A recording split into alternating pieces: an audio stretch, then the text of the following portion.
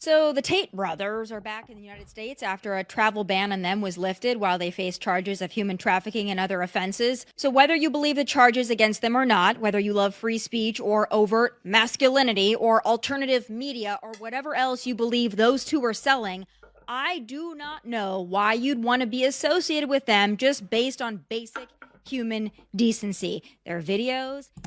Wait, this is Tomi Lahren. Is she trying to say that Republicans should not receive Andrew and his brother as their own? Because if that's what she's trying to say, then she has to look back at some of the cabinet picked picks of Donald J. Trump. What is the difference between some of those people and Andrew Tate and his brother? She might be saying the things that we all know are true about Andrew Tate, but is she saying the same thing about Pete Hegseth, Matt Gaetz, and the rest, even Donald Trump? Because all what Andrew Tate and his brother are always saying about women, the same thing Donald Trump said: grab the women by the pussy if you are famous, if you are a star. And that is what Andrew Tate preaches. So what is she saying? Is she trying to tell us that she, a supporter of Donald Trump, doesn't align with Andrew Tate and his brother? That is a big surprise. But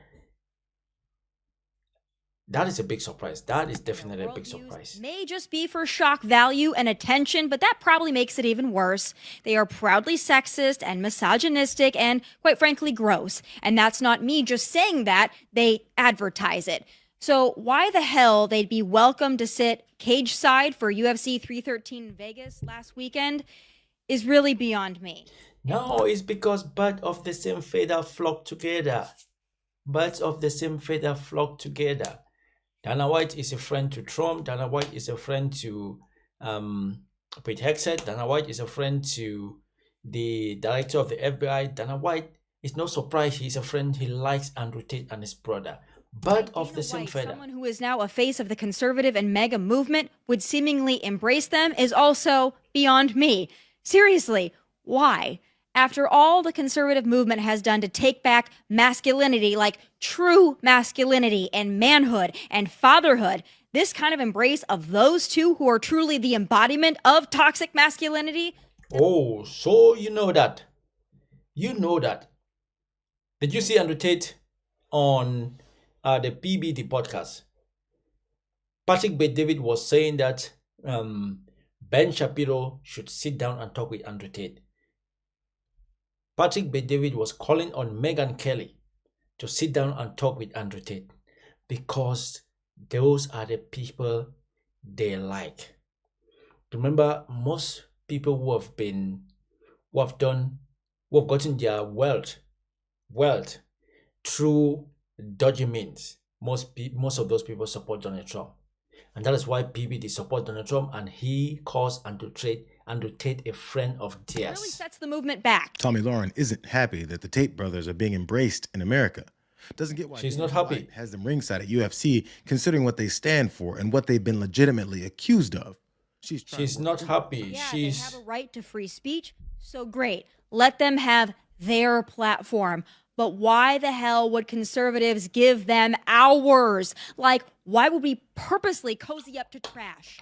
I said the same thing about the bizarre and stupid conservative embrace of Kanye West. Someone throws on a MAGA hat or says something even halfway complimentary of Donald Trump, and we wrap our arms around little. It's not even you guys, even Donald Trump. If it doesn't matter what you say about Donald Trump years back, as long as you come back and kiss the ring and say he's the genius, he's the best president of your lifetime, Donald Trump is good with you. So it's not strange. No, I think that's gross. And for the record, masculinity isn't demeaning women for fun and attention and clicks. Masculinity isn't being promiscuous and boastful and douchey. Masculinity is being a good man, a good partner, a provider, a man of faith, and godliness. Masculinity is treating people with respect and never starting a fight, but being willing to protect and defend when necessary. Masculinity isn't the Tate brothers. I'd argue they are the opposite, actually. They're small-minded men with big egos, and they are tumors. So why would we allow the conservative movement built on faith and values to be their host body? Many of your work colleagues have said that you show up for work under the influence of alcohol or drunk. In an email, one of the whistleblowers that contributed to a report on Hegseth stated that he treated the organization of funds like they were a personal expense account for partying, drinking, and using CVA events as little more than opportunities to hook up with women on the road. Another colleague, not anonymous, we have this, said that you took co-workers to a strip club. You were drunk, you tried to dance with strippers, you had to be held off the stage, and one of your employees in that event filed a sexual harassment charge as a result of it. The report also says that Hegseth, who was married at the time, and other members of his management team sexually pursued the organization's female staffers, whom they've divided into two groups, the party girls and the not party girls. In addition, the report asserts that under Hegseth's leadership, the organization became a hostile workplace that ignored serious accusations of impropriety, including an allegation made by a female employee that another employee on Hegseth's staff had attempted to sexually assault her at the Louisiana strip club. You claim that this was all anonymous. We have seen records with names attached to all of these, including the name of your own mother. And you know, Hegseth gave up a lot because he was going big places in Fox, big places, a lot of money. And he didn't even hesitate. When I said, do you want to do this? He said, absolutely. I said, you know, if it doesn't work out, you'll never have the opportunity that you have right now in terms of the world of entertainment or business, whatever you want to call it. He gave up a tremendous amount. If this didn't work, it would be a tragedy. Matt Gaetz, he paid minors to have sex with him at drug parties. It wasn't too long ago that no one would even touch him because he was being accused of sleeping with underage girls, which honestly, there was no colleagues that came out and defended him because, quite frankly, the stuff that he would show on the floor and the stuff he would brag about on the floor before he was married, we probably thought, well, that's reasonable, and we would always have to walk away from him. Testimony of a 17-year-old. She was 17 at the time in 2017 when she says Matt Gaetz had sex with her at a party in Florida in July, as well as the testimony and information from another person who says that she witnessed this interaction between Gaetz and her friend, the underage sex, essentially. She was walking outside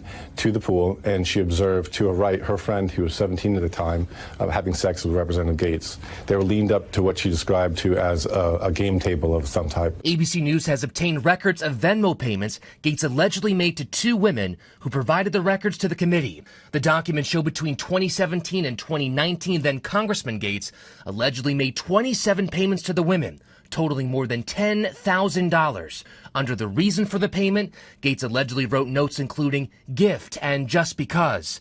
Under another payment for $400 in 2018 was flight plus extra for you.